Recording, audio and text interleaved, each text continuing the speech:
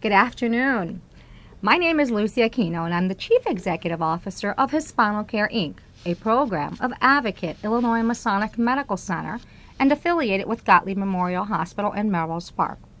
And you are watching a live interactive call-in television show brought to you by Cable 21 CAN TV.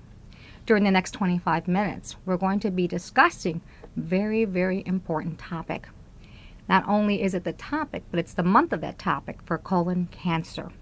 And we invite you to call in with any questions that you may have. With the number is at the bottom of your screen. Area code 312-738-1060. Our phone lines are now open. Joining me today is Dr. Andrew Albert, gastroenterologist at Illinois Masonic Medical Center. Allow me to welcome you to the show. Thank you very much. It's really a pleasure. Now, Dr. Albert, this is really, I know I said earlier it was an important topic, but it really, really isn't. It wasn't about just the topic itself, but the importance of colon cancer. Now, we know that, and I was really astonished to hear this the other day, because according to this new report of the American Medical Association, American Cancer Society, actually, the death rates for colon cancer are down more than 30%. But colorectal cancer is still America's number 3 cancer. This is a really big problem. Why do you think? So colon cancer is a tremendous problem. The techniques in detecting colon cancer have improved significantly. The problem is that the rates of colonoscopy screening are maybe 50% at best that the population is getting their colonoscopy. Mm-hmm. But colon cancer, 50% are getting screenings. And I know that some of these numbers, actually that they're coming up and say they're getting these screenings. But at the same time, for those who are not getting screenings, there are so many different reasons why they don't. So, but before we get into those reasons why they don't get screened, what causes colon cancer? So colon cancer occurs over a long period of time. Colon cancer arises from a small polyp or a growth in the wall of the colon. And over time, that growth gets bigger and bigger and ultimately turns into a cancer. This can take up to 10 to 15 years to occur. But with the use of colonoscopy and other techniques, we're able to remove these lesions, or polyps as they're called, and prevent colon cancer. So who gets colon cancer? I mean, does everyone get colon cancer? Is it something that just shows up? So anybody can get colon cancer, and it is something that takes time to develop, but in being proactive, it can be prevented, cured, and treated effectively. So prevention prevention does happen. You can do that. A cure is possible. A cure is possible with early stages of colon cancer. So even if colon cancer is detected, it can still be curable if treated early and effectively. How do you prevent colon cancer? I mean, you hear all kinds of things out there. You hear, there are diets, eat more fish, don't eat this, don't eat that. How can you really prevent colon cancer? So the true way to prevent colon cancer, I've been asked this quite a lot in my practice, is essentially a colonoscopy. A colonoscopy is a procedure where we place a camera into the colon to look for small growths of the colon. And in removing these growths, one can prevent colon cancer 99% of the time. So that's generally how we prevent colon cancer. Some people ask me, could diet prevent colon cancer? I would say that colon cancer is not necessarily prevented by diet, but healthy eating habits like fruits and vegetables on a more routine basis can actually improve colon health and perhaps decrease some of the risks associated with colon cancer. And Dr. Albert, now we know that a lot of individuals don't eat fruit, don't eat, we don't eat what we're supposed to eat. So is there a supplement that someone can take? There is no supplement that prevents colon cancer, no. No supplements. So I guess for our viewers out there, we really got to get on that fruit and vegetable, make sure that we eat those things that we need to do. So, I also hear a lot, since we do a lot of community outreach and work, as you know, I hear that folks will say, I don't do it because it's painful. I'm embarrassed. Oh my God, who am I going to take with me? And this is just not something I want to talk about. How do you get around that with your patients and just people in general when you talk to them about this? So we hear this a lot. People say that they're nervous or they're afraid of being uncomfortable or waking up during the procedure. The truth is that the procedure is relatively painless. We give adequate sedation and make sure the patient is the most comfortable. At Illinois Masonic, where I work, we have a GI lab where we offer the best care and essentially provide patients with adequate sedation, preoperative care, and postoperative care. So in terms of addressing those concerns, I would say the patients are generally asleep during the procedure. They do not remember the procedure, and that's pretty much it. As far as talking them through it, we just try to reassure them the best way we can that we have the support necessary to help them through it. I want to remind our viewers that you are watching CAN-TV Cable 21. My name is Lucy Aquino with Illinois Masonic Medical Center with a program called Hispanocare and affiliated with Gottlieb Memorial. Today we have a special guest with us, Dr. Andrew Albert, gastroenterologist at Illinois Masonic Hospital. Again, welcome to the show, and we're talking a very important topic. Now, Doctor, you talked a little bit about the painful or non-painful process of a colonoscopy. But what are some of the barriers that exist for patients who get a colonoscopy? What are some of the barriers? Some of the things that they come across, well, I think maybe not so much a barrier, but there are cultural issues too when it comes to certain exams. Have you ever run across that? We do. Some people, I don't know, it's so much cultural, but some people feel that if they're having normal bowel movements, if they're feeling okay, that they do not have colon cancer, nor are they at risk for colon cancer. But it is a silent disease up until the point that it becomes a problem and is detectable. So barriers, there are some cultural barriers in that unless you're feeling poorly, that colon cancer is not a possibility and that it wouldn't be an issue for you. There's also a cultural barrier where patients don't necessarily know that they should get colonoscopy screening at age 50 in their lives. So that is a cultural barrier as well. And when we start looking at age, women, men, how old should you be when an exam is deemed necessary, screened for colon cancer?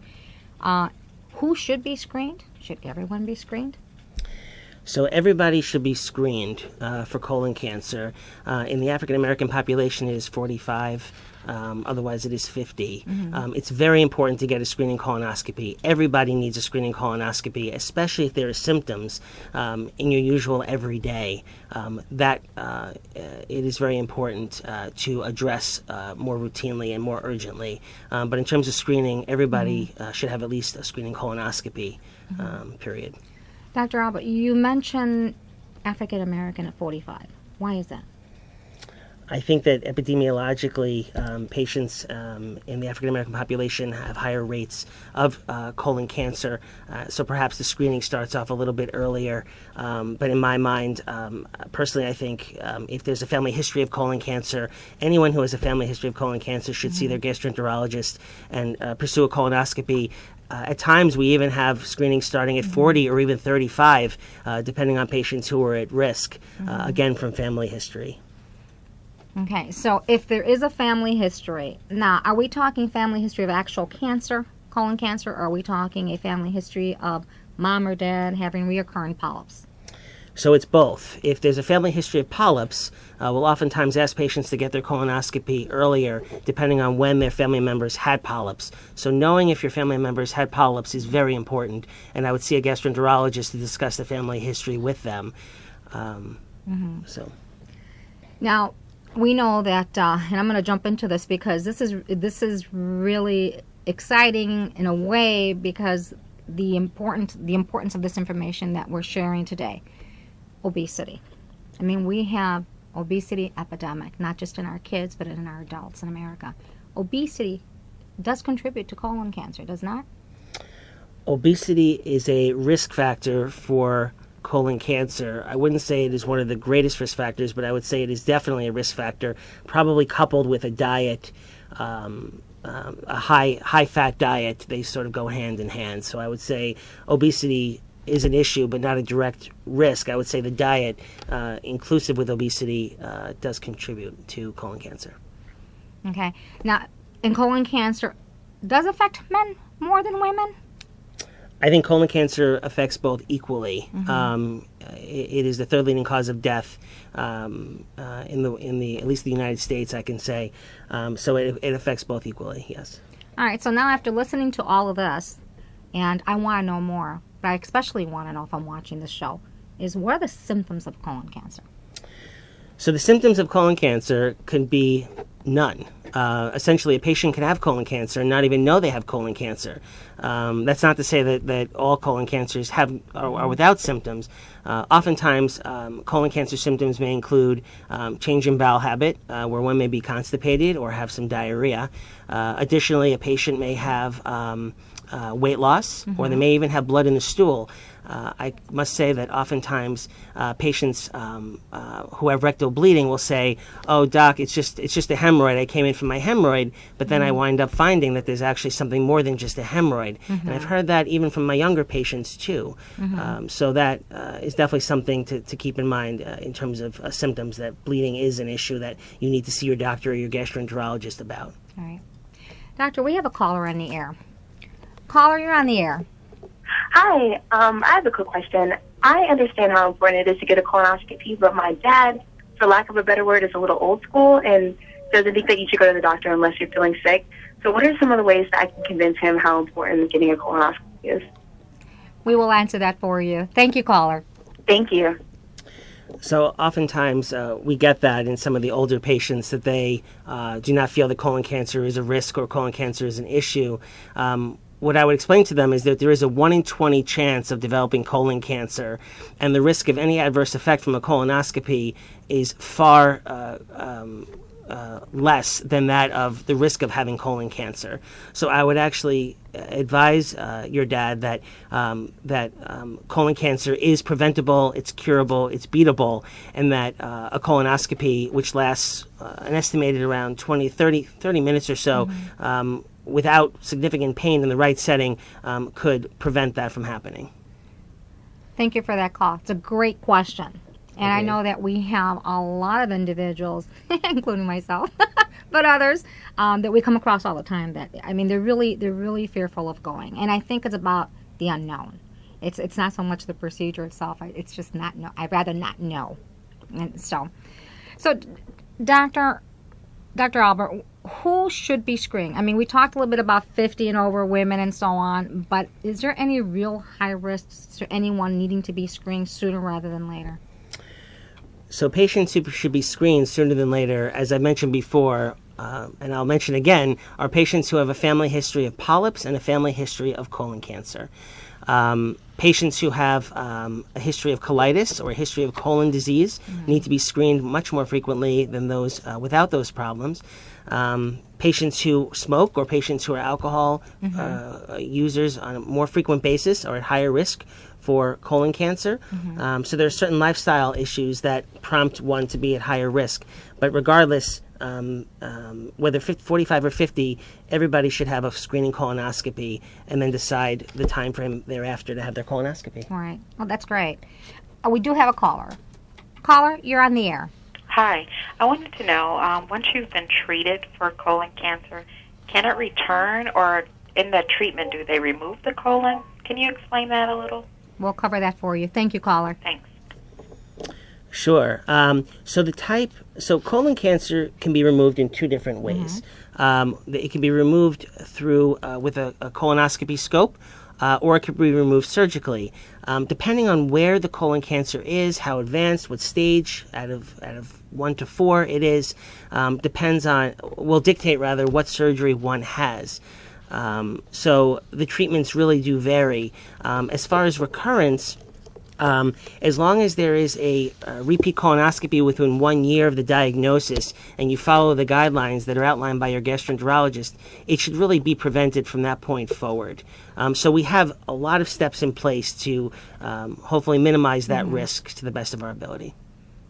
So as long as you follow those guidelines, you do the necessary follow-up with your physicians, you should be able to continue to prevent it from coming back. Correct. So I have to ask this question. The tests that are provided, that are done for colon cancer, what are those? For diagnosis? For diagnosis. So colonoscopy is the gold standard for diagnosis. There's also CT colonography, which is a CT scan of the abdomen that is designed specifically to look at the colon. There are x-rays, specific x-rays with contrast that highlight the colon, if one would prefer an x-ray. Though again, the gold standard is always colonoscopy. For the most part, those are really the most common modalities. I do want to remind our viewers that in the event you have additional questions, and obviously the show is only so long, please call Dr. Andrew Albert, gastroenterologist with Chicago Gastro LLC at 2835 North Sheffield here in Chicago, Suite 303. Dr. Albert can be reached at area code 773-368-3164. Again, that number is 773-368-3164. And our viewers, if you couldn't get your calls in today, I know that they can give you a call directly. Absolutely. Thank you for that. Really do appreciate that. Now, doctor, I know that there's virtual colonoscopy. Is that something that's recommended? Is it an option? So virtual colonoscopy is an option. It's not routinely recommended as an active screening measure right now. The virtual colonoscopy gives an outline of what the colon looks like and allows you to visualize polyps and growths in the colon. The problem with that modality is that it doesn't allow you to remove something that you think is abnormal. And in terms of colon issues, there aren't just polyps in the colon or colon cancer, but there are other tumors and other things that we need to explore that we don't expect to come across before the colonoscopy. So a virtual colonoscopy is ideal in the sense of being less invasive. However, it doesn't allow the doctor to remove anything or biopsy anything that they may feel is of concern. Oh, wow. Well, that's why it's called virtual. You can't do anything. I mean, you can see, but you can't remove, or you can't biopsy or do anything like that, or remove a polyp and so on. Right. Virtual. So, stool DNA is another thing I've heard. So stool DNA is also an ideal test because it's the least invasive of all the tests and allows us to check the stool for any colon cancer cells. That's what a stool DNA test is.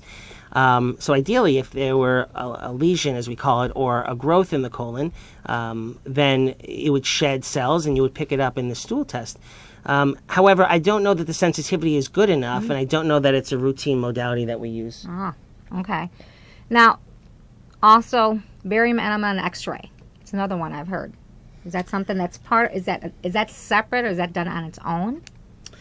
So a barium enema, or barium X-ray as it's called, is when we put contrast into the colon to look for growths or abnormalities that otherwise shouldn't be there. Again, it's like the virtual colonoscopy in the sense that it highlights the colon, but it doesn't allow a doctor to biopsy something or sample something that may be atypical. It is helpful because if one does not prefer colonoscopy, it offers another option to ensure that there's nothing in the colon. However, it's not the preferred test of choice for colon cancer screening. So, doctor, if you are speaking to, and even though we're speaking to our viewers here, but if you were speaking to a patient who potentially is 50 and is going to go through this, how would you prepare them for that? In a usual office visit? Yeah. I mean, what should patients or potential patients expect when they get nerve enough to go see their doctor about doing this? So I often find that people say the hardest thing to do is to make the appointment to see the gastroenterologist. That is the truth. But once they're in the office, we try to make it as easy as possible and make the process somewhat, I wouldn't say enjoyable, but I would say manageable. What we do is we go through all the steps of what a colonoscopy is, how we do it, what the procedure looks like, what the day looks like, what the sedation entails, and what the prep entails. And then once we go through all those steps, we schedule you to come into the endoscopy center.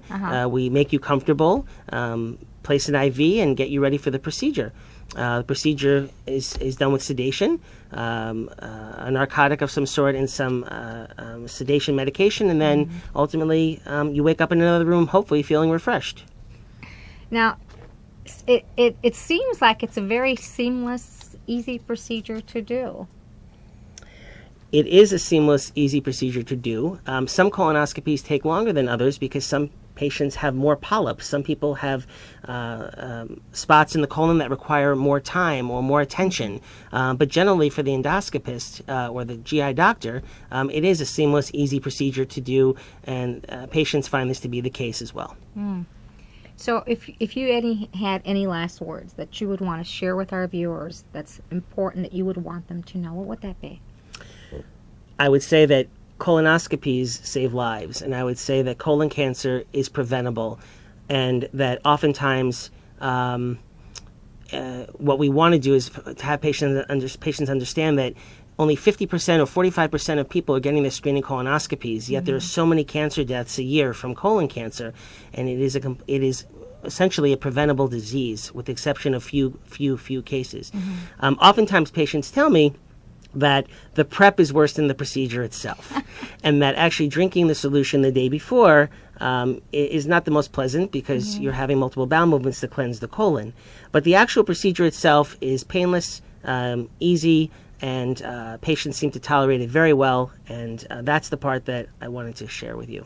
Well, I think that's so important to know. I mean, just making sure that you're at ease, having your patients at ease, or our viewers who are watching, I mean, it seems pretty simple.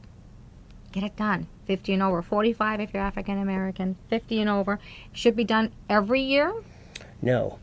The colonoscopies are done. So after you've had your first colonoscopy, the time frame till the next colonoscopy depends on how many polyps.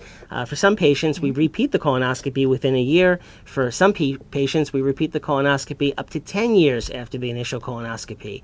It really varies based on how many polyps you have, and what your family history is, but you create a care plan with your individual doctor, and the regimen is customized to what your polyp count is and your family history is and your symptoms are. So it's not an annual thing. That is so good to hear. So good to hear. Our time here goes by so quickly, and I can't thank you enough for coming today, Dr. Andrew Albert. And I want to show this again because I think you have so much to offer. Dr. Andrew Albert, gastroenterologist, Chicago Gastro LLC with Illinois Masonic Medical Center. And Dr. Albert's office locations at 2835 North Sheffield here in Chicago, Suite 303. And his number, should you have any questions or would like to call him, and if you have any questions, you can reach him at area code 773-368-3164. So on behalf of all my colleagues at Hispanocare at Illinois Masonic Medical Center, Gottlieb Memorial Hospital, and Dr. Andrew Albert, thank you for being on the show. Want you back. We have so much more to talk about. Remember that you are watching Can Cable 21. Until next time, stay tuned for additional information, and we're here to share what we know with you. So thank you again for watching. Stay tuned to the next show. A lot of good information coming up. Talk to you soon. Have a good evening.